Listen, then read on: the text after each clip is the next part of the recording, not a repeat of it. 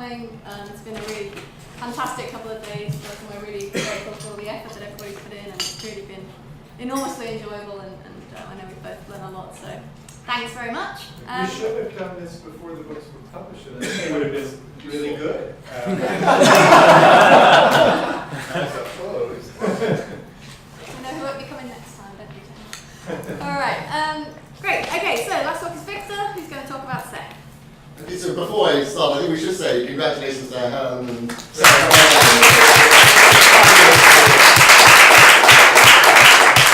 I think they really are both terrific books. I've learned a huge amount by reading both of them. And obviously there's plenty that I'm going to disagree with in Seth's book in my talk, but nevertheless I admire it thoroughly as do Helen's book. So now let's get to the trashing. So in his terrific book, Sparing Civilians, Seth mounts this vigorous defense of a widely held belief, which he captures in this principle, moral distinction. In war, with rare exceptions, killing non-combatants is worse than killing combatants. So I'm going to try and show that moral distinction is false, and then I'm going to try and unsettle some arguments that Seth mounts in favour of it. So I'm going to try and show it's false generally, regardless of whether Seth's later arguments are successful, and then also show that some of his later arguments for it aren't successful. That's the structure, insofar as there is one. Okay, so moral distinction looks like it's quite good for the just side. So killing non-combatants is often wrong because it's pointless. Sometimes it's not pointless. When it's not pointless, then it looks like it might often be opportunistic. And if opportunistic killing is very hard to justify, then bad to kill non-combatants for that reason.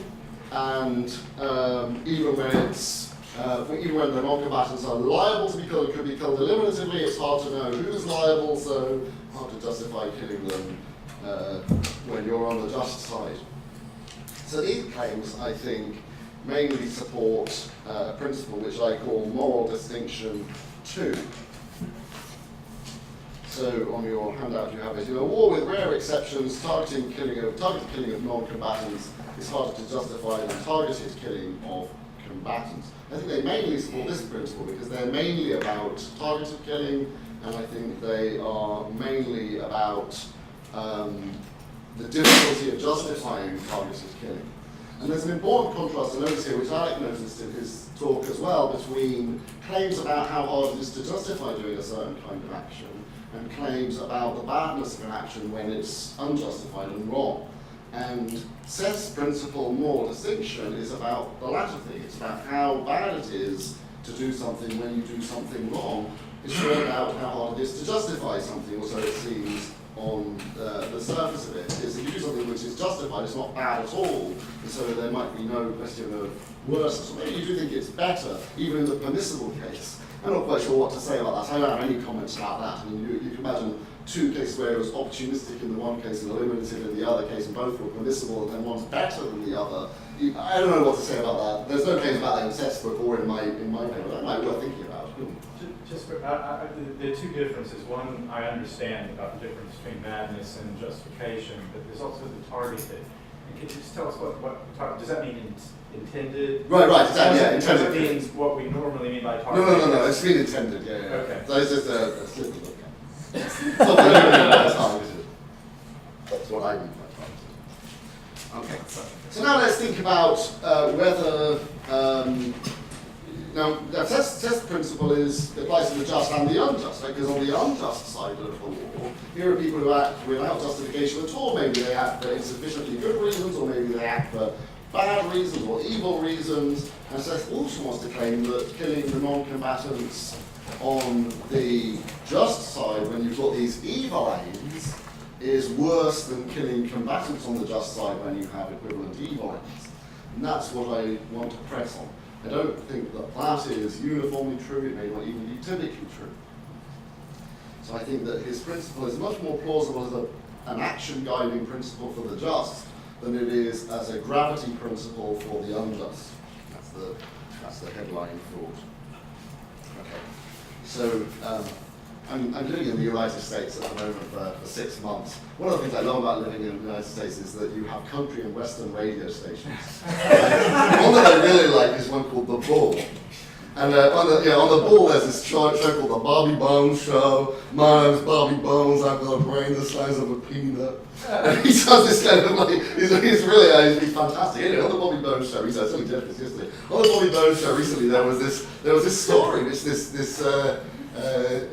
person, the police had been called because she had decided to use super glue and I decided to glue my ass to a shop window.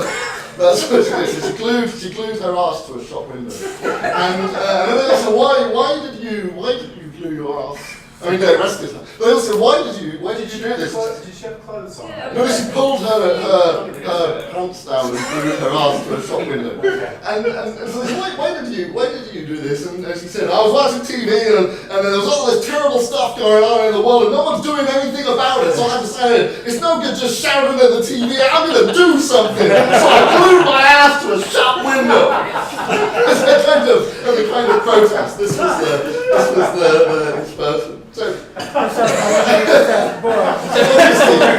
I know, I was driving along and I almost crashed the car with this fabulous behemoth. It was marvellous. Anyway,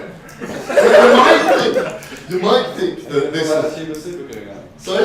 Right, exactly, yeah, we should all get one. So that's the new Martin Luther King. You know, it's like who needs these great speeches when you can glue your ass to a shop window? Anyway, so I thought to myself, well, this looks like a pointless form of protest, and then you might think, well, isn't it good to do pointless protest or bad to do pointless protest? Well, that depends what she's protesting. If she's protesting unjust wars or economic inequality or mass imprisonment or other terrible things, then it's a shame that her protest is so pointless. It would be better if she found a way to protest which made a difference. Gluing your ass to a shop window doesn't seem like it's likely to be effective. But if she's got evil aims, then I think it's great that her protest was pointless. Right? So if she's protesting about, for example, racial equality or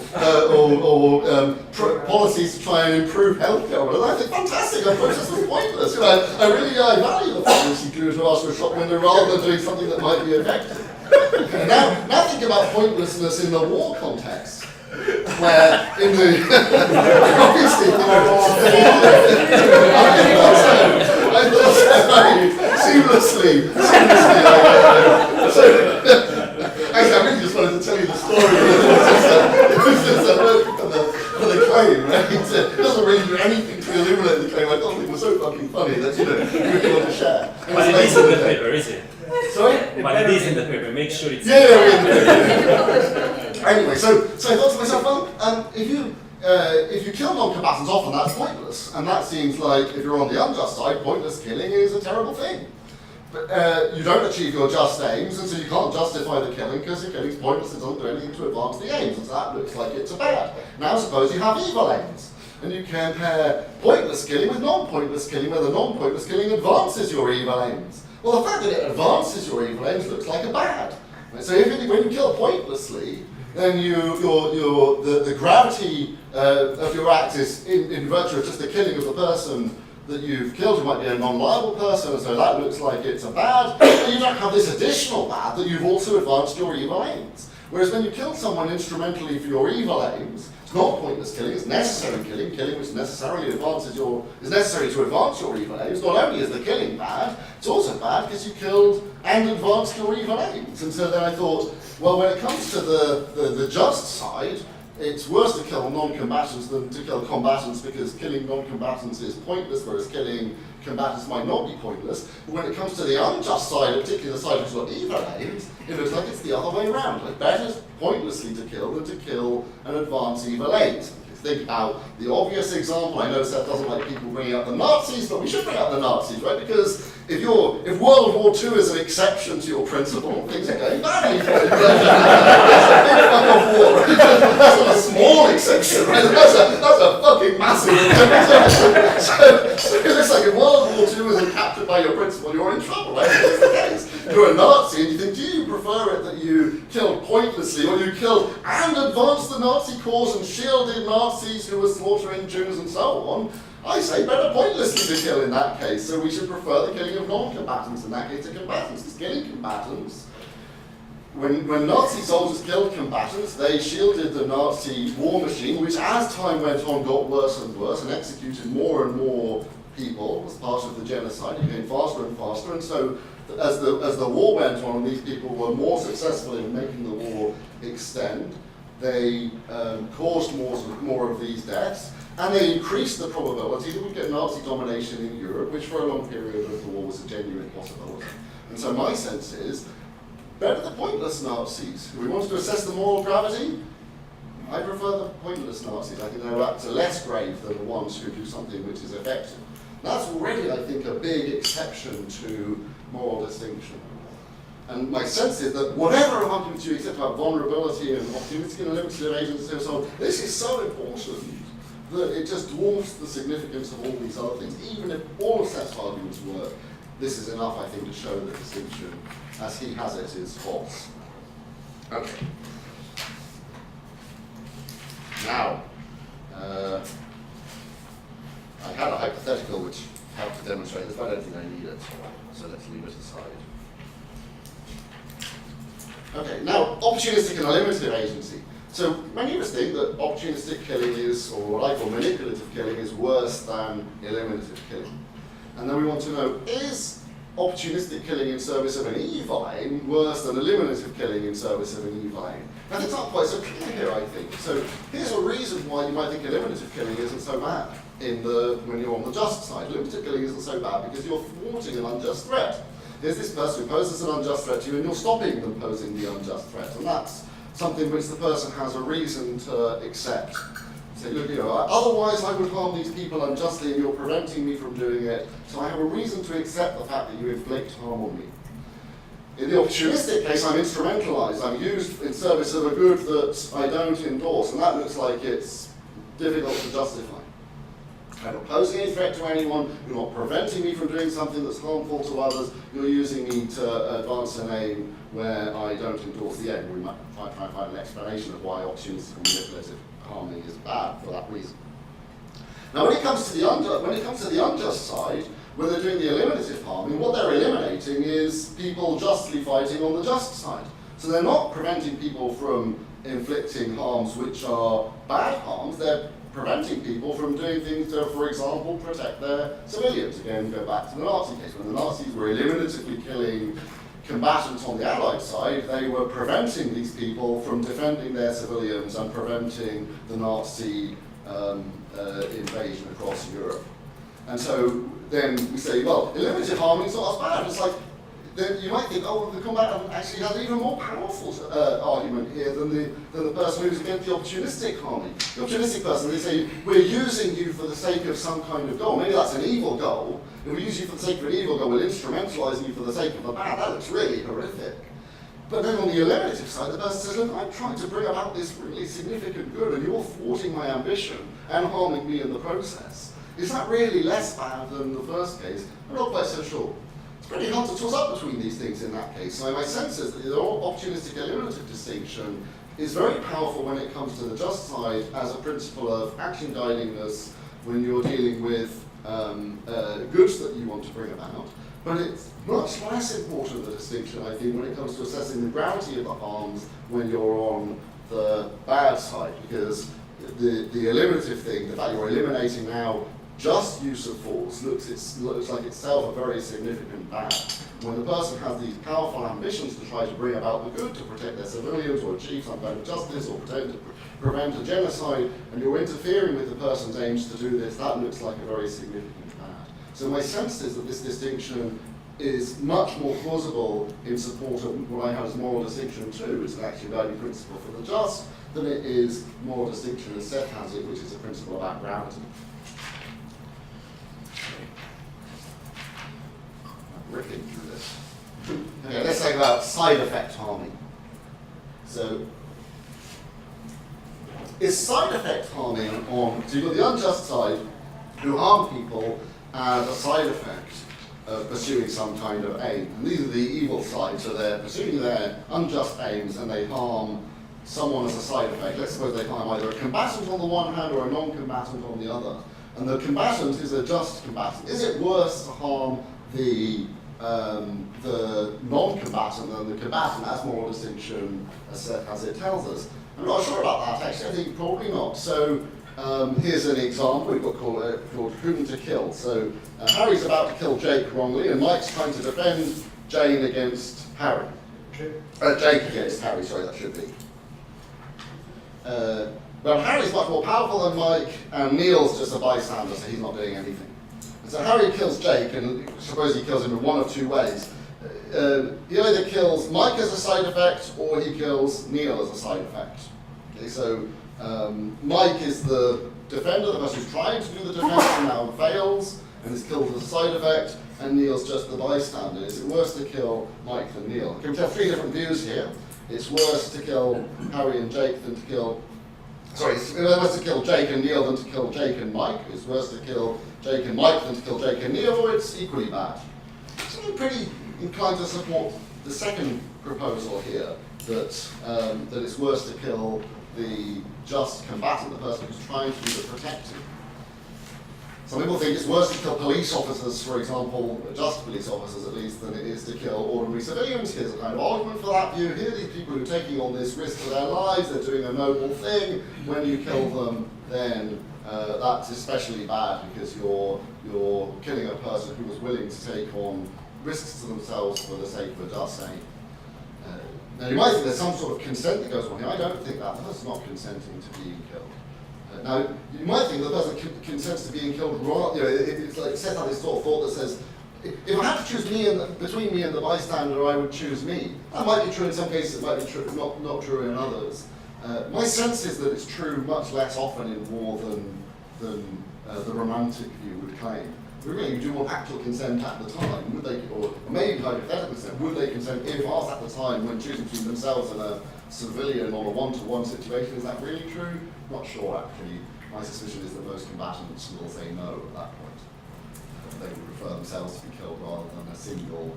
I mean, often people go, but here's a further, but even these claims might be contentious and there's kind of empirical questions in the background.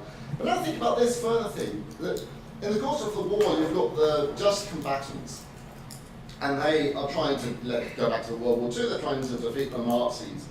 And then in that context, it's especially unlikely that the people will want to waive their rights, and here's the obvious reason why. If I'm a combatant and I'm killed, I can no longer participate in the war and try to advance the just cause and thwart the Nazi invasion. Kill some non-combatant and not much happens. Right? So I really don't want to be killed, and that might not be for my own sake, it might be because I want to continue prosecuting the war so that we win. And if I get killed, then more non-combatants in the future are likely to be killed when the Nazi invasion succeeds. So in the actual context of war, even if you did think that combatants in a one-on-one situation would choose themselves to be killed over the non-combatant, in the real situation where they're actually trying to win the war and their own deaths will make the winning less likely, and the winning of the war will protect further non-combatants, it seems very unlikely that their rights will be waived. So my sense is that in World War II, killing non-combatants, for the Nazi side, it was worse to kill combatants as a side effect than kill non-combatants as a side effect, because killing combatants as a side effect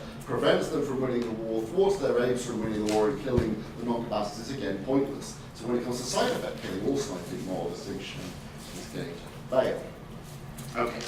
So all of these arguments are against moral distinction when applied to the unjust side. I think many of Seth's arguments are successful, but they're successful as arguments for the just side as an action-driving principle, and not successful as an argument in favour of a principle that distinguishes the gravity of wrongdoing when it comes to the unjust side. Okay.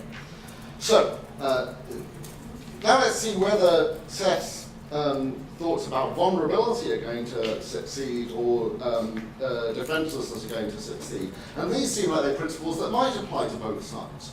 So, I mean, my sense is they have to be really, really good, these arguments, to defeat some of these other arguments. So you've got this big weight on the other side. So even if these arguments are successful, I doubt they're going to be strong enough to do the work against some of the stuff I just said. But let's suppose that I'm wrong about this, and we can still see whether these other arguments are going to be successful on their own merits. Does vulnerability matter, and does defenselessness matter. On the vulnerability side, Seth plausibly says that the gravity of a killing is enhanced if the killing came about as a result of imposing a high unjustified risk on someone when compared with imposing a low unjustified risk on someone. So think about the gravity of a death by reckless driving case. You might think the gravity of the wrongdoing depends on the magnitude of the risk that you took. Much where, if you're ploughing through pedestrians in order to get to the football match on time and you're just running them down, but you're trying to avoid them, and there's loads of them around, and many are getting, you're putting such a high risk. And if you think the gravity, when I say the gravity, I'm with Seth with this, the gravity is worse in that case. Notice that we're assessing risk here from the perspective of the wrongdoer, and so I think Seth mentioned earlier on that it's interesting to work out when you're thinking about these risk cases, whether you're thinking about the risks given the epistemic circumstances of the risk imposer, or the risks given the epistemic circumstances of the person subject to the risk. And of course, these things can really come apart. Many of Seth's arguments are actually about the epistemic circumstances of the victim, where their autonomy is infringed or whatever, and they make certain kinds of choices because they perceive themselves to be at risk. But that can come about simply as a result of me appearing like a threat. I need not actually impose any risks on anyone to achieve that. I can achieve that by just pointing an empty gun at you. And you're still going to have the same autonomy infringement. So actually risk imposition itself is not relevant to that. That's just creating the perception of a risk in the other person. So I think many of Seth's arguments are really about that. What I'm interested in is whether risk imposition is morally important, and if so, why? And I think risk imposition is morally important. I just suggested in the reckless driving case that it is, but I think there's a qualification to that. It doesn't apply, I think, in cases where you kill intentionally and the risks that you impose on someone are in virtue of the fact that you might or might not succeed in executing your intentions. So risky killing is, the gravity of wrongdoing depends on the magnitude of the risk in side effect cases, but when it comes to intentional cases where you could say that the risk of the person being killed or not depends on how likely I was to be able to succeed in what I was trying to do, that also affects how much risk I'm imposing on the person. But when you intend, I don't think the gravity of the wrongdoing is affected by the magnitude of the risk. So when we, the very quick argument is when we work out how bad it is to have murdered someone, we don't take into account how competent a sniper they were. If they were a really great sniper or they were a less good sniper, that doesn't make any difference to how bad it was intentionally to kill someone. In the paper, there's a side swipe at Kim. I won't go through the side swipe. You can just laugh quietly to yourself. Because Kim has the comical opposite view.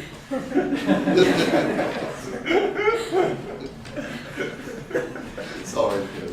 I just got the fingers.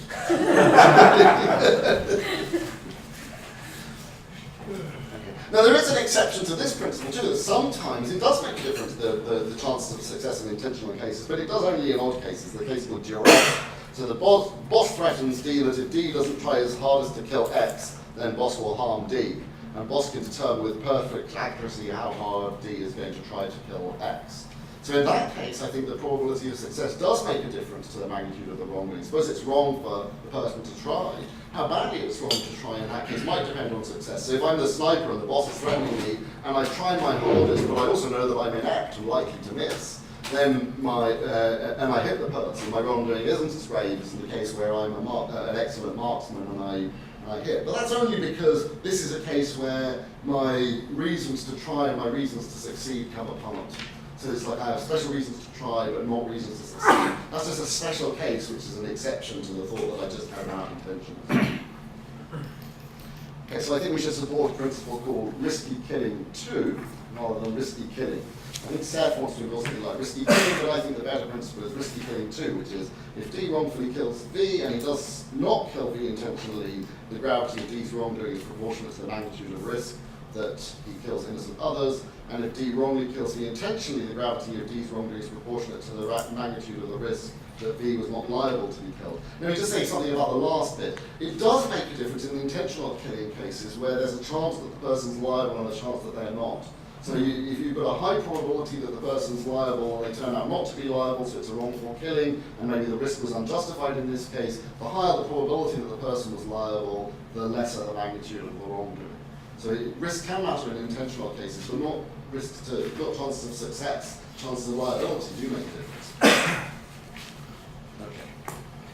Nevertheless, Seth might claim that that non-combatants, the risky killing too still supports the supports moral distinction.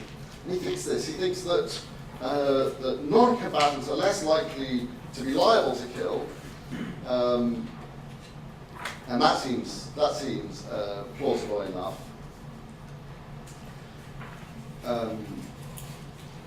Or when you're the just side fighting against the unjust side, that seems plausible enough that the non-combatants are less likely to be liable. It's not very plausible when it comes to the just.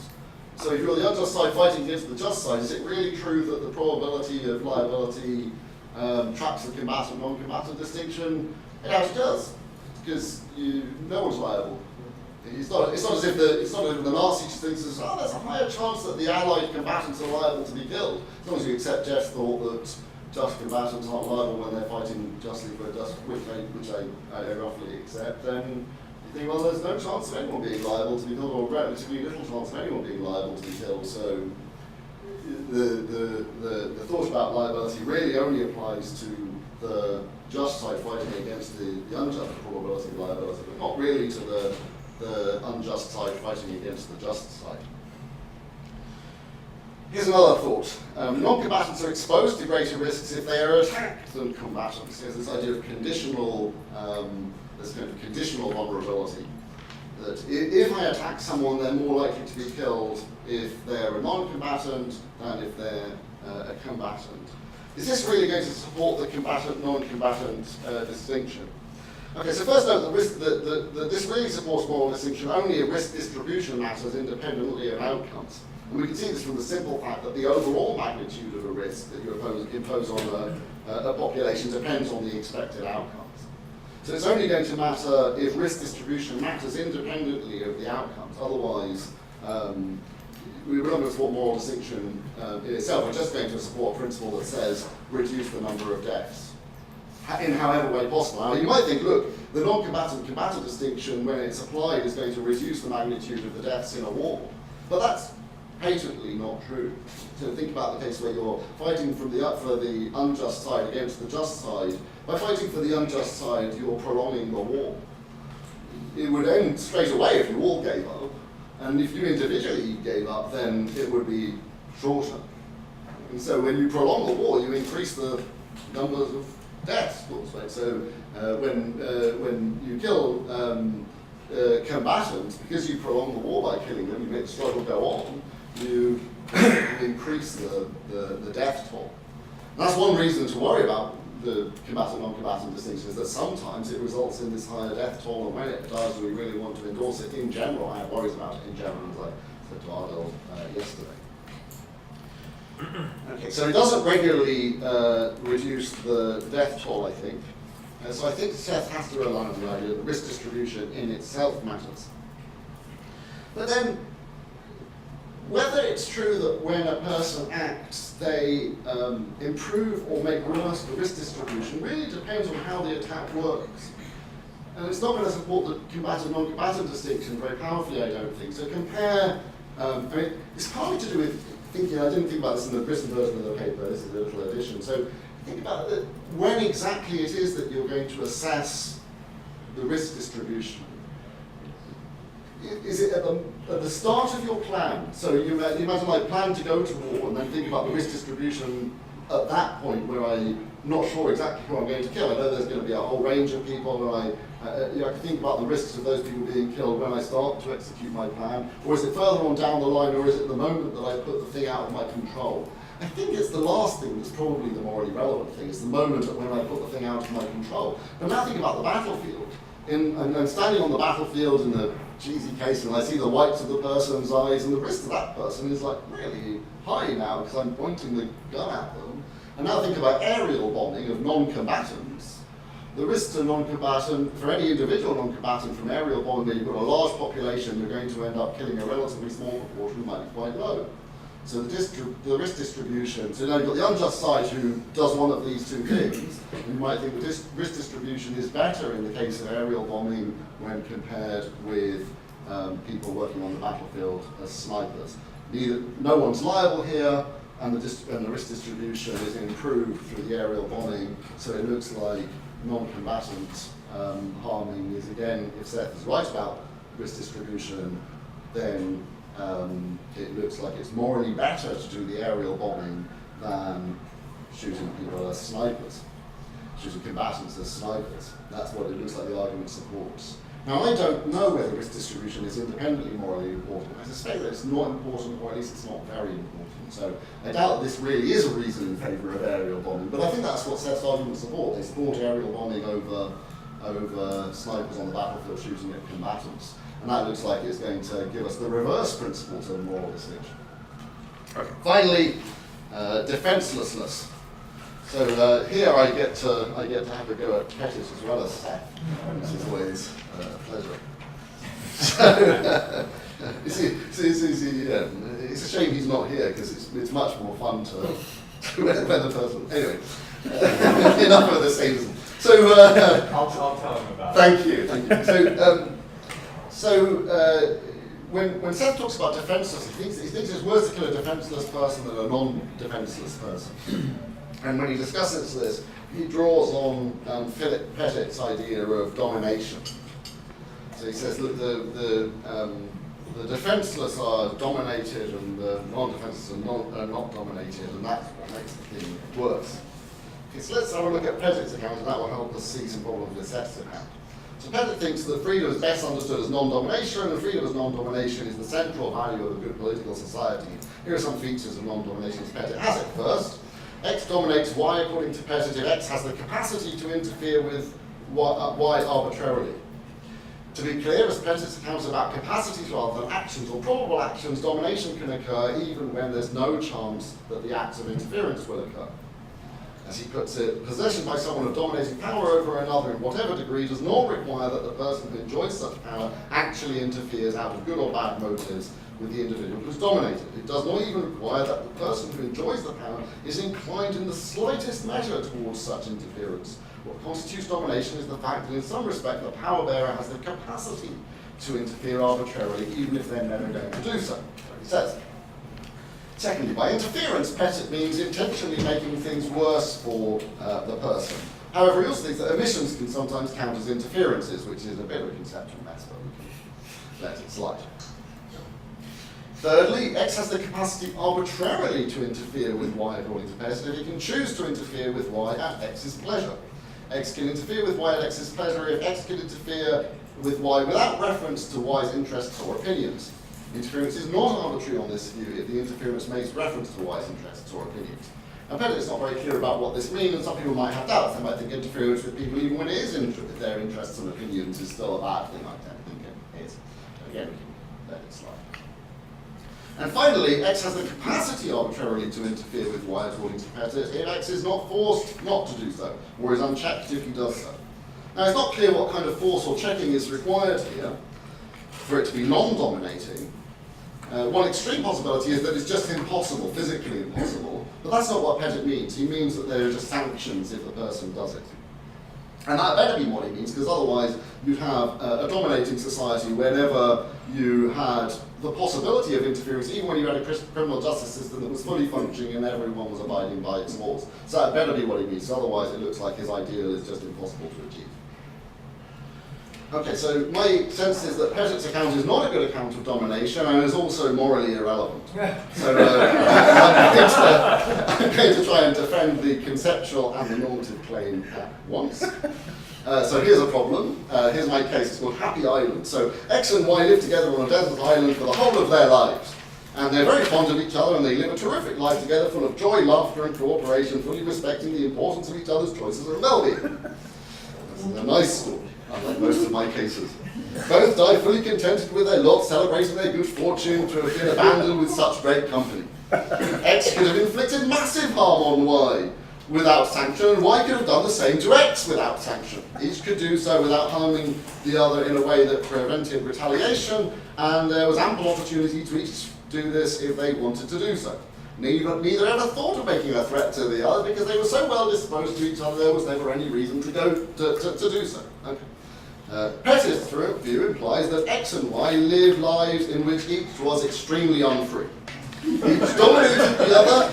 X and Y each fulfill Petit's definition of domination with respect to the other, as their identically placed focus on X.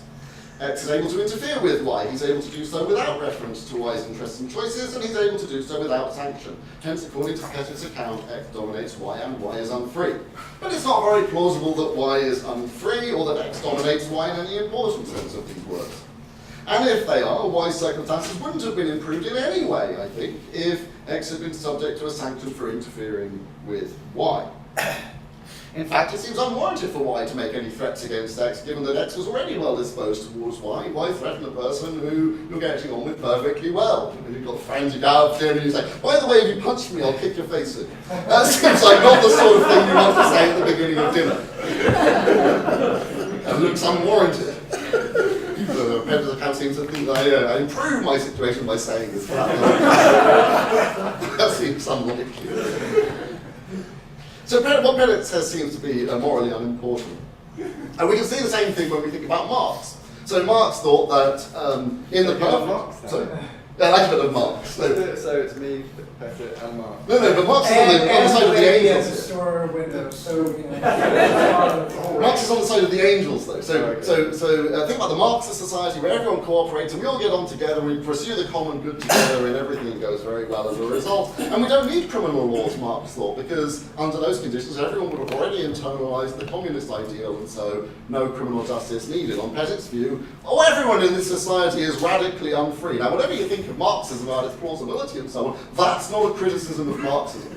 There are many other criticisms. That one looks like it's invalid. If Marx's ideal really had been realized, I don't think you want to say that the people who acted within it acted unfreely. Here's another worry. The fact that X doesn't have the capacity arbitrarily to interfere with Y is also morally irrelevant if X lacking this capacity makes no difference to what X does or to his attitudes. X may lack the capacity whilst nevertheless arbitrarily interfering with Y on a regular basis, given Petit's slightly unusual idea of what it is to have a capacity. Think about Unhappy Island. X and Y and Z are on an island together. X regularly locks Y up in a cupboard for days at a time. Every time he does this, he's heavily sanctioned by Z. But X really likes restricting Y's freedom, so he continues to do this all the time and gets punished for it. But he much prefers locking the person up than he disvalues the punishment, so he just goes on and on locking up Y in this cupboard. Now, X in fact arbitrarily interferes with Y on a regular basis, but Petit's account implies that he doesn't dominate Y, and Y has a great deal of freedom despite being in the cupboard, it turns out. Because X lacks the capacity arbitrarily to interfere with Y. Getting sanctioned, sorry, it's horrible to laugh. But really, this is silly. So he ends up, he's massively free in the cupboard. not remotely dominated by being there. Anyway. Victor, you've got about 3 minutes. 3 minutes, that's all I need. Okay. So now go back to vulnerability as Seth understands it. So recall Happy Island, where X and Y are each very vulnerable, at least in its conditional sense of vulnerability, and they're defenseless. So X threatens Y, and Y is certain to be harmed, and if X threatens Y, Y is certain to be harmed, and so on, and that doesn't seem morally problematic, remember, in the Happy Island case. And now consider whether it's worse to harm the person in virtue of them being defenseless. So suppose that X and Y live on Happy Island together, and they're more or less in the circumstances of the earlier Happy Island case, but X is an expert with an anti-aircraft gun on the island, and Y is not expert with an anti-aircraft gun. And if D's plane has been hijacked by evil terrorists who threaten D, then if he doesn't kill either one of X or Y, then D and all the passengers on the plane will be killed. If D fires at either X or Y, then X will fire his anti-aircraft gun at the plane because he likes himself and he also likes Y, so he wants to protect them against the plane. So there is a chance that this will avert the attack. So D has an equal chance of killing either X or Y. If he targets that person, so all other things are equal between them. The only difference between them is that one of them has the anti-aircraft gun and that person is X. So Y is defenseless because whilst they're equally vulnerable to being harmed if they're shot at, Y is defenseless because he can't defend himself, whereas X can defend Y and can defend himself. So it looks like on Seth's view, we should prefer it that the pilot shoots at X, because although he's has an equal chance of killing a person who is equally vulnerable, Seth thinks it's worse to kill the defenseless than it is to kill the merely vulnerable. The defenseless adds this extra dimension, worse to kill the defenseless. And I just don't see why D should make this choice. So it just seems that there's no more reason to me for D to shoot X than Y. In fact, it seems really unfair to me that X bears this extra cost in virtue of having the ability to defend either he or Y, where he's equally disposed to defend he or Y. So it just seems like in virtue of his extra capacities to defend either he or Y, where they're equally vulnerable, he bears some kind of extra cost.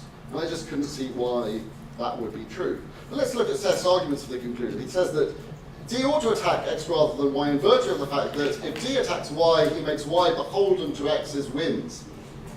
X's decision whether to defend Y. So it's like if he fires at Y, then Y will get this extra kind of risk if X chooses not to fire back. If he attacks X, in contrast, X isn't beholden to Y's whims because X can defend himself. So the Seth argues. But my reasons for rejecting Pettit's earlier account of domination, I think, also apply equally here. So when X is excellently disposed to defend either himself or Y in exactly the same way, the fact that he could decide differently just seems to me irrelevant. What matters is whether he has the relevant attitudes and dispositions. It doesn't matter whether he could do so.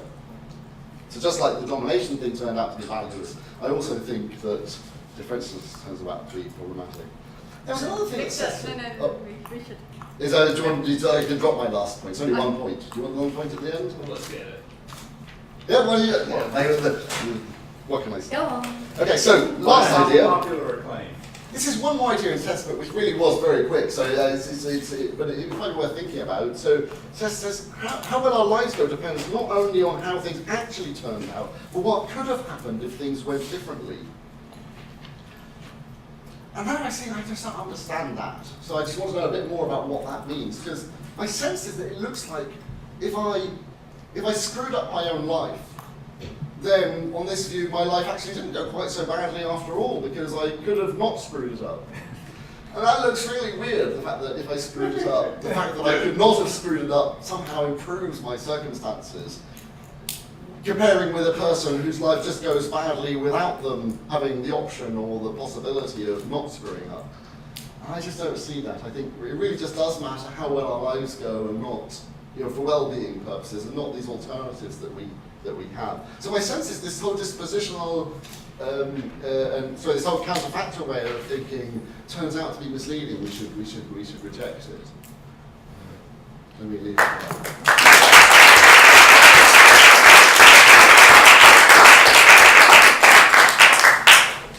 Okay, so when Victor decided to write on my book, I felt a little bit like Adol when he picked up Helen's book from the shops, and was kind of terrified of what might happen. But as it goes, I think that this is really just fine. There's a big misunderstanding. There's a really big misunderstanding at the heart of a lot of your criticisms about what I'm trying to do, and it's important to start by clearing that up. When I say worse, and I do specify this at the outset, I mean pro tanto fact relative wrongful. More seriously, pro tanto fact relative wrongful. That's what I thought you meant. Yeah. So and I don't think I don't think any of the main argument you have against moral distinction unsettles that claim. I think that sure, the better thing for the unjust combatant to do, absolutely, they should put down their guns. Perhaps they should punch themselves in the face because they deserve to be harmed for the bad things that they've done. That would be the best thing for them to do. That's fine. What I'm saying is that killing civilians when they do it is worse than killing soldiers. So it's an action guiding principle that applies to unjust combatants who are going to try to achieve their aims in effective ways. So absolutely, first order that they should do is that they should just stop fighting. And so this is why also you can have this, when you can have this distinction, the distinction that you draw between justification and gravity. I think that can definitely apply. But the way I'm using the word, and this didn't come across in the way you're presenting my view, when I say worse, I mean pro tanto fact relative wrongful, more seriously pro tanto fact relative wrongful. So if I do something that is all things considered permissible, but something that I do along the way in order to achieve that is pro tanto wrongful, then it makes a difference. It's important to know how much worse this action is than the other in virtue of that property. So all of the stuff that you said about the fact that it's worse to harm somebody who is actually going to effectively contribute to the just cause on the part when an unjust combatant does it. I think that's true, all things considered. And I think that if that were able to guide unjust combatants, then that's absolutely what they should act on. They should just stop fighting. But I think that everything I say still goes through pro tanto. Now you may have a different view about pro tanto wrongfulness. I think you do, and I think we talked about it before. I don't agree with that view at all. I think that it's possible to disaggregate and to separate out the differential wrongfulness of what you're doing along the way. And I don't think that the fact that it contributes more to the advancement of an unjust cause makes the actual killing itself more seriously pro tanto fact relative wrongful. I think it makes the overall action, what you're doing, worse, but not the element of the killing of the innocent person. I'm going to come back to that in a minute. My notes are kind of in the order that I thought them rather than in the order of the things he said. And I do want to go through everything, so lots of points to be made. So on the risk stuff, so you think, I suppose the first thing to say is that the thing I talk about mostly in chapter 4 is probability of liability, and I think you agree with me on probability of liability. And there's a separate question of probability of lethality, whether that affects things in the same way. I actually think it does. I just think that when you have a case of intentional malicious killing, the fact that it's intentional and malicious swamps the contribution made by differential probability of success. But I think that in other cases, I think it's still there. So suppose in the first case I pick up a gun with 1,000 chambers in it, and I put one bullet in, and I spin it around and I shoot it at Jeff and I kill Jeff, and it's got the bullet ends up being fired. In the second case I do exactly the same thing, but I put in 999 bullets. I think that I have done something. I've killed him in a worse way in the second case. It's just that because I've killed him culpably for no reason, maliciously, there's just, it makes fairly small odds in that example. So there I think that that's what's kind of driving the intuitions there. But anyway, most of what I say has to do with probability of liability, at least in chapter 4. As to the thing about whether the risk killing argument is going to apply for people on the unjust side, in virtue of the fact that everyone on the just side is not liable. I talk about that in the book, and I just don't think, first of all, I just don't think it's plausible that even in the best case scenario, everybody on the just side is going to be non-liable. I think that there are always going to be people who are contributing to unjust aims, and so there's always going to be that sort of kind of micro level uncertainty, and it's going to be more likely for any given combatant that he's liable than for any given non-combatant. But also I think that in no actual war is it the case that it's really obvious, in very few actual wars, is it the case that it's really obvious that one side's in the right. I mean, even in the Chinese got these great examples, this great discussion of World War II, even at the outset of World War II. It's not like it was totally obvious to all parties. There's always ambiguity, and even if there's not ambiguity about the overarching who are the good guys, who are the bad guys, there's definitely ambiguity over whether this particular operation being fought by the adversary side is just. And then I think everything that I say goes through. Now, all I'm arguing for, remember, is that there is this difference between the combatants and the civilians on the side against which we're fighting.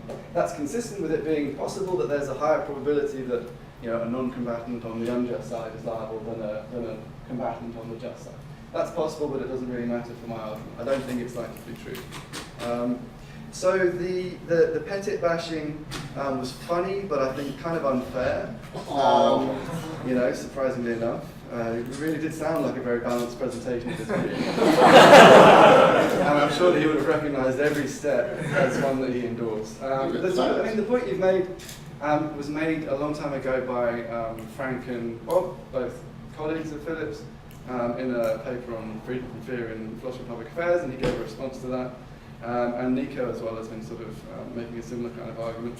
And I think that his view has really developed from that sort of early stage. And I think that the idea of domination that you get in on the people's terms is much more resilient to the kind of objection you're pressing against it. There he does think that having robust dispositions to respect one another's rights, conform to one another's rights over a range of circumstances is sufficient for one not to be dominated in the context of a set of institutions that share that. So, you know, I think that his view has been developed since those early criticisms have been made. You know, I don't lean on it very heavily. I kind of mention it in passing, and you know, that's a failing in that chapter that I kind of don't go into that stuff very deeply. But the point I'm making is that when you harm somebody who is defenseless, you're not only harming them, you're also rendering them powerless. They've got no way of, there's nothing they can do about it. And I think it's worse to be in that position than it is to have some power over it, have some sort of degree of control.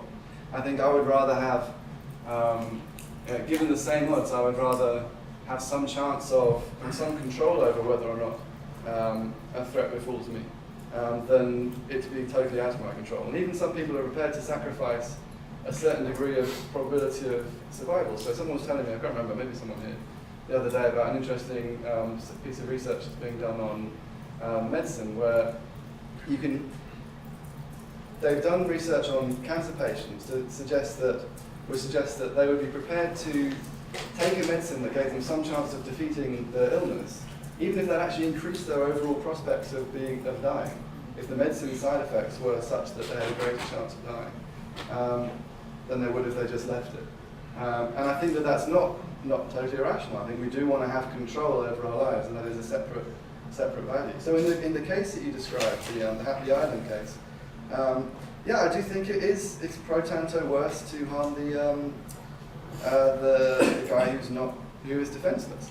I mean, I think there's going to be other reasons why, if you're all things considered justified, you're going to want to harm the guy with the gun, because you want to succeed in the mission, and harming is going to be more likely to make it the case that you succeed. So again, there'll be this all things considered reason that might determine what you should do. But pro tanto, I don't see anything in what you said to upset the basic worry I have about powerlessness there. Okay, so I've covered that. On this stuff about eliminative agency, yeah. So I mean, the thing that I think is wrong here is the using, and I think that you can use people to a worse degree by opportunistically harming them in pursuit of an unjust end. And so I think that it does go through and I give this example of the serial killer who kills someone to gratify themselves and who kills someone to kind of silence a witness. And again, I think as with the roulette gun earlier, he's a fucking serial killer. It's not like anything he does is great. They're all pretty awful acts. But yeah, the reason is still present. It's still somewhat worse to harm them in this opportunistic way in those circumstances. Again, causal effects, overall consequences are going to matter. I mean, I think in the case that you gave, it wasn't really very clearly described. I mean, if someone's being harmed opportunistically, that's presumably also going to undermine the achievement of the just goal. There's a separate thing which is kind of running through a number of your questions, which I think derives from the view that you present in the Battle of Britain paper, about how soldiers have already kind of taken on some risk. We should shift some of the burdens of war onto civilians because it's unfair to sort of pile on, to add additional costs to those soldiers. I think that's just super implausible, because the whole point of them taking those risks is in order to protect the civilians who we would then be harming. And so I don't have any sort of doubt about the kind of conditional consent argument. I mean, this is especially true, and I say this in the book, for people who identify themselves as combatants, who wear uniforms, who fight, who separate themselves from the civilian population. So, I definitely don't think that constitutes the kind of consent of the form that would be needed for a kind of contractarian justification to make it the case that they've waived their rights entirely. I do think it gives us a reason to harm them rather than to harm the civilians, and whereas you think the opposite is true, and I think my side of that is much more plausible. We're not getting very much time left for the Q&A now. We've got about 20 minutes left, so. Okay, let me just see if there's anything else I really have to say. Yeah, I mean, basically you're a consequentialist, and that's okay. That's all right. You know, like, okay, I mean, it's nice. I'm glad we have one. It's like a sort of affirmative action thing. So, you know, I'm glad you're filling that role. Yes, I mean, the vulnerability part, you know, I do talk about how vulnerability is a status that depends upon a range of threats in war, and you're really focusing on the particular instance. And I think that that makes a difference to a particular case you're talking about. And then on security, yeah, I mean, you gave an instance where it seemed super implausible, but I don't know. I think the fact if my life sucked and I actually had some chance that I didn't take, if I could have been a contender, you know, then that's something. I mean, it's not if my life still sucks, you know, but still there's something. And I think the same way, if I enjoy the good, but it's totally chancy, I've just made it all the way on this knife edge, then I think that's not as good as if I robustly enjoyed all of those virtues. And this doesn't apply. Obviously, luck is unavoidable in life, and I'm not saying that that's what's the issue. But when I talk about security, I talk about it in a very particular kind of way. I talk about the robust avoidance of unchosen and unavoidable wrongful harms. I mean, it's a particular kind of security that matters. And I do want to be secure against being mugged and attacked, not just in virtue of it being, you know, unlikely that people will mug and attack me, but in virtue of there being institutions in place, for example, that offer me, you know, a police service and lights on the street and all these different things that reduce the chance that I'll be mugged. Yeah. All right. Let's go Q&A. All right. Jeff, do you want to kick off and everyone else put their hands up? Okay, thanks. And we can keep questions and answers short because we don't have much time. Well, I had one question with that. Just this very quick challenge to what Seth said right at the end.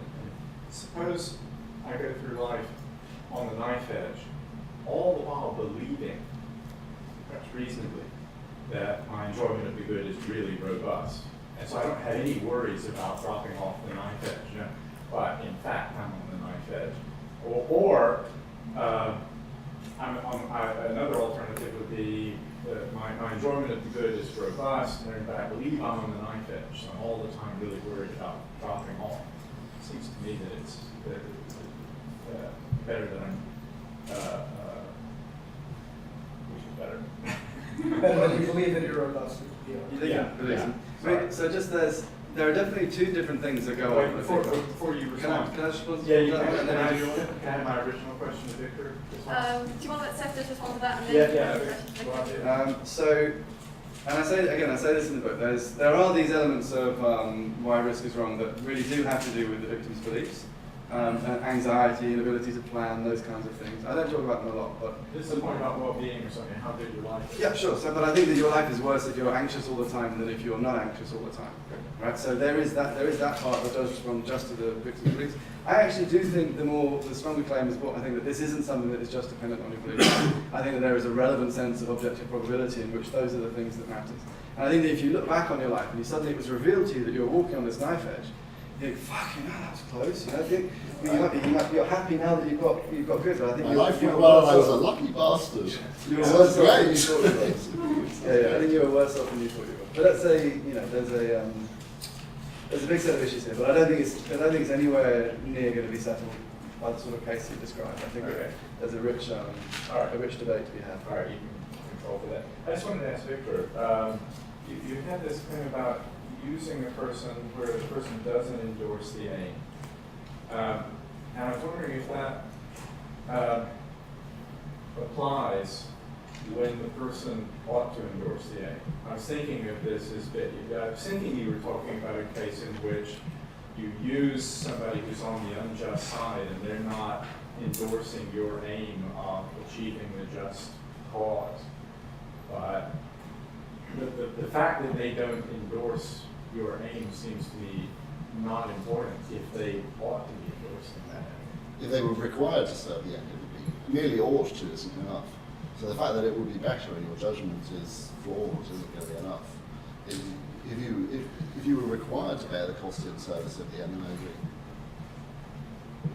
Well, but you're talking about endorsing the aim. Right. And I'm thinking that the failure to endorse the aim. So this is the thing about the ought claim. So it's like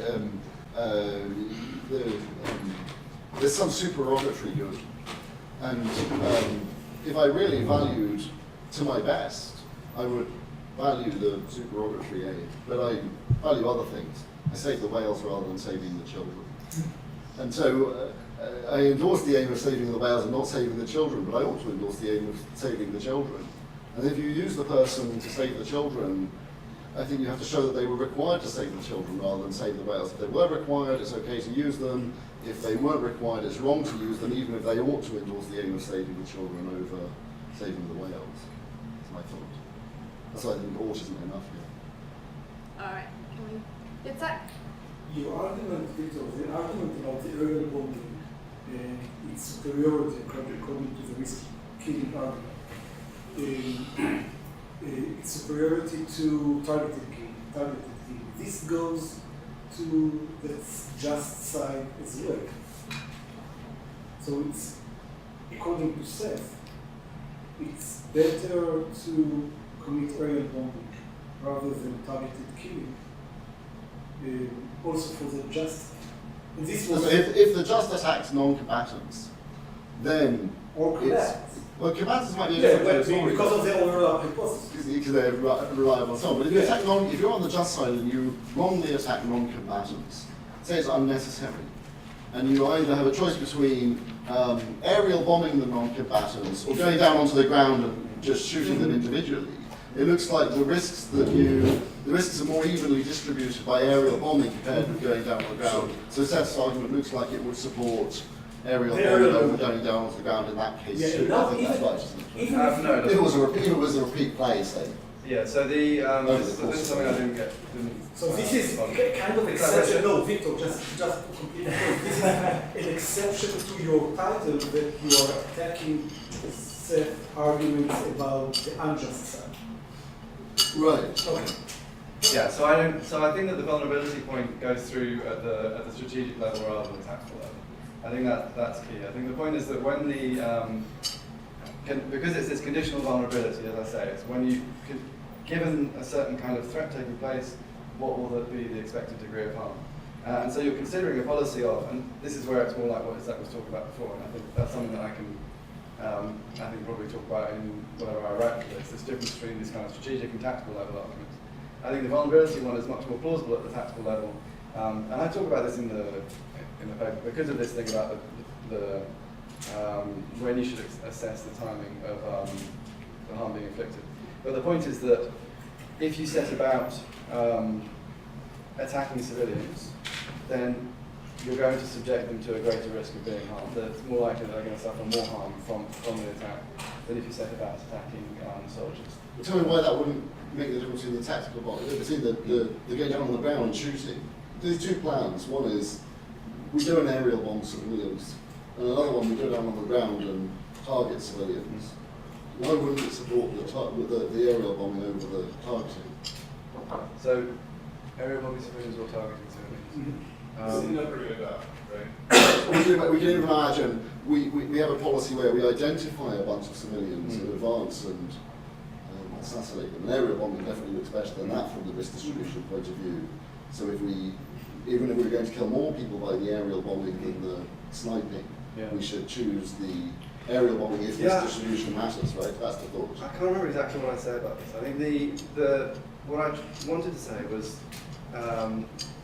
the kind of vulnerability that matters in war, especially the way in which civilians are more vulnerable than soldiers, is they're more vulnerable to the range of threats that would arise in war. So it's not a question of choosing a particular method of killing them one over the other. It's a question of choosing a policy of attacking civilians as against a policy of attacking soldiers.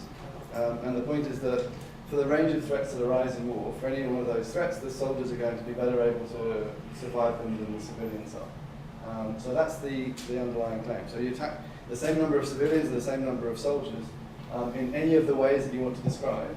You're going to kill more of the civilians, you're going to kill the soldiers. That's the thing that I'm appealing to. I don't know if I expressed it. But now you're just appealing to the numbers overall, like the death toll, rather than the risk distribution. No, it is the reason is that Sorry, I'm violating. Yeah, that's Shane. they're just coincide.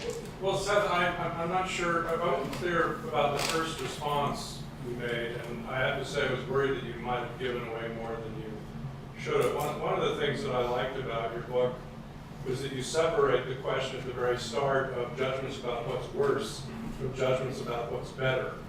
And it seems to me that where you have two deeply morally impermissible things, we can say things about what's worse that don't map on to claims about what's better.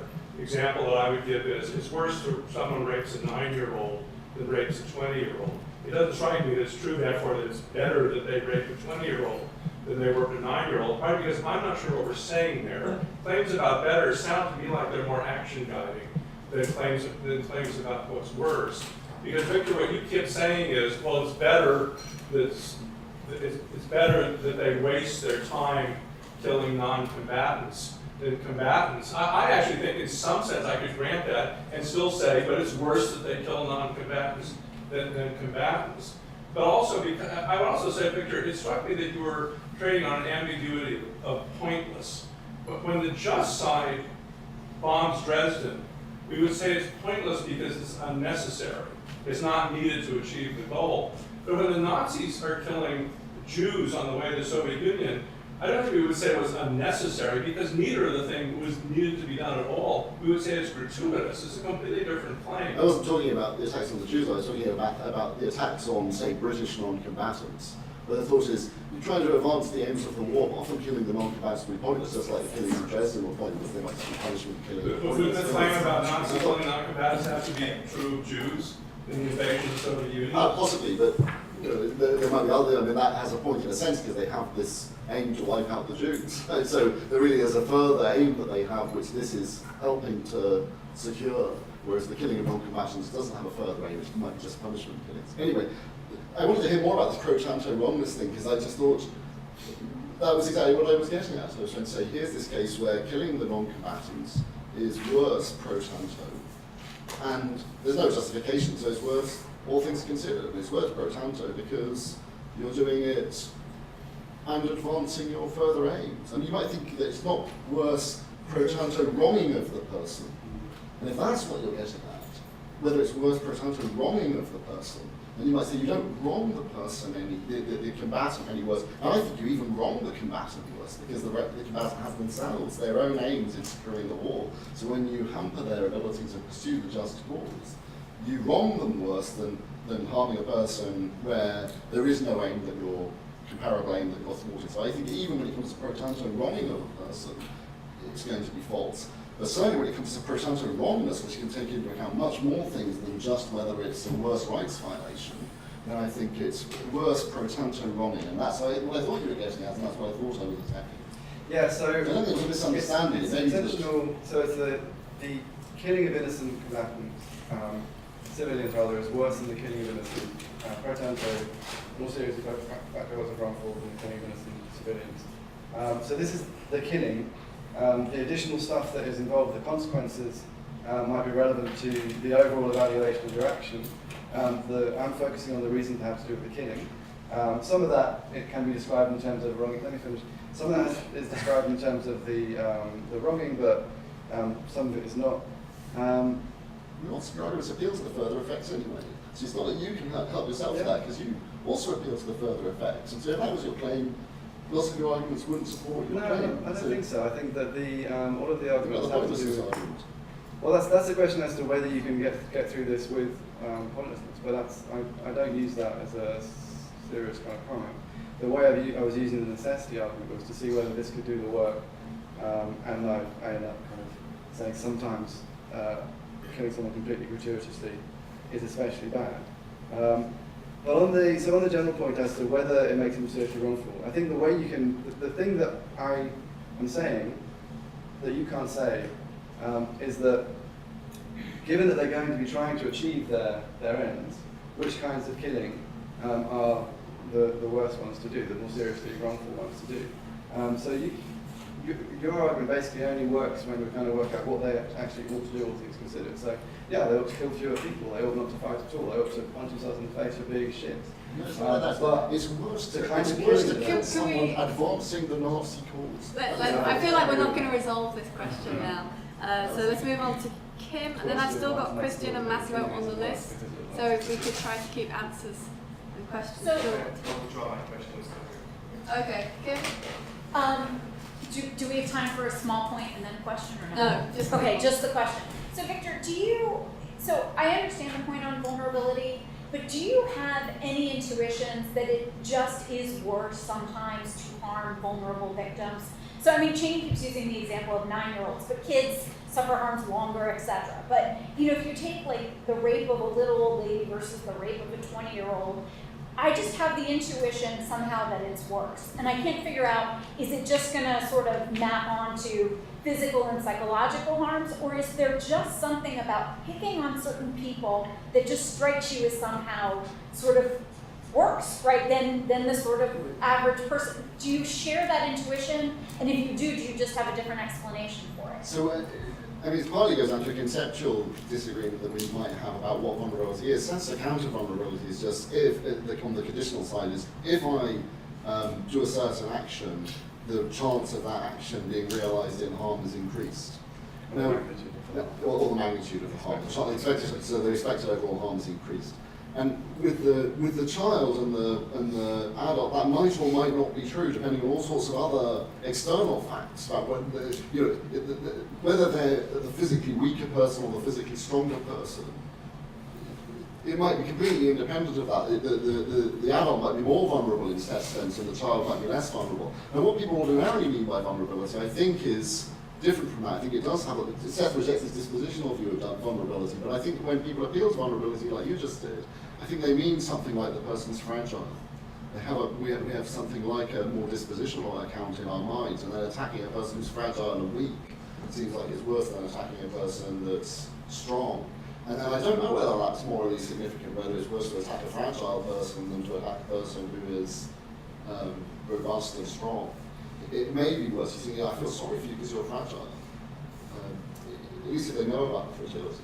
So it's possible that's true, but that's a different sense of vulnerability. I think that when people are driven by the intuitions, they're driven by the dispositional account of vulnerability that Seth rejects. Okay, Hassan. So this is a question for Seth. It's on defenselessness. So you're right.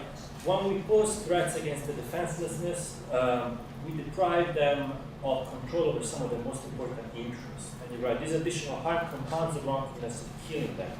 Whenever you kill a defenseless person, you have not merely killed her, but caused her to be dominated and disempowered as well.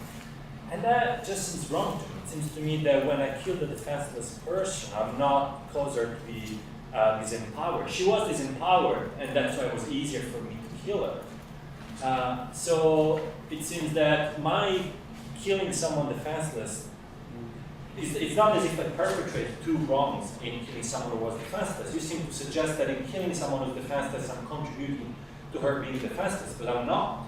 In fact, I could, you could be, I think the point is clear, Yeah, that's fair enough. And I think when you threaten her, that's when you disempower her.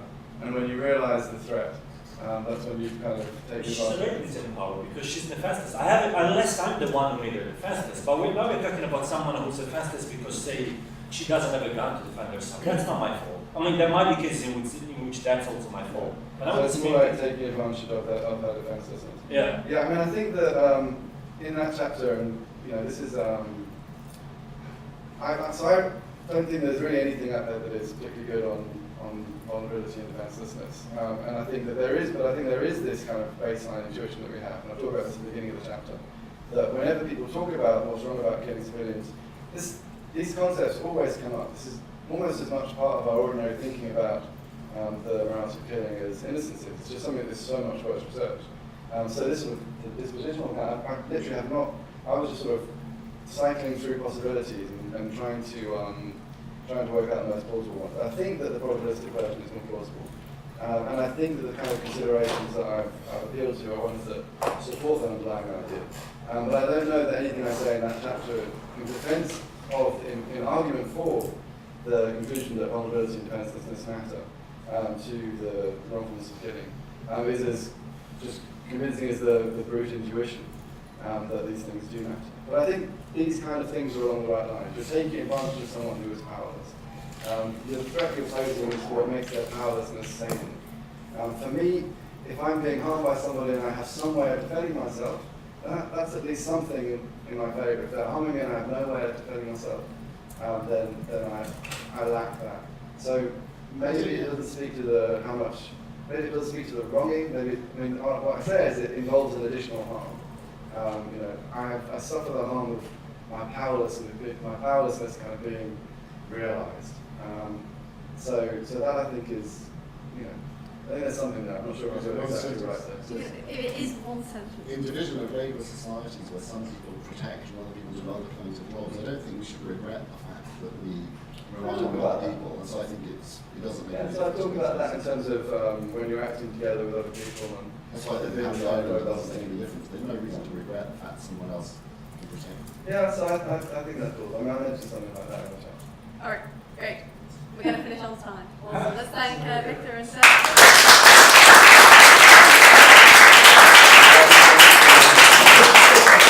I'd also really like to thank Christian, who put in a massive effort. Yes.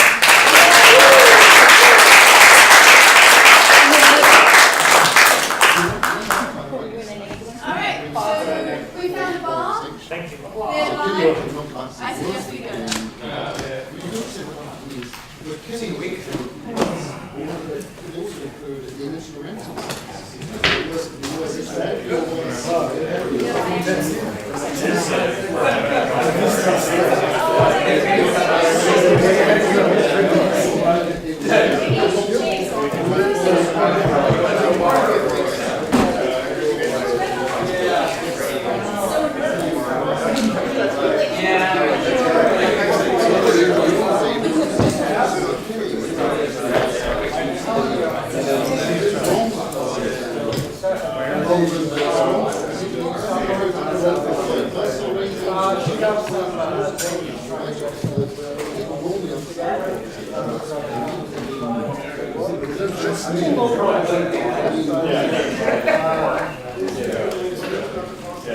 I think I speak over your shoulder.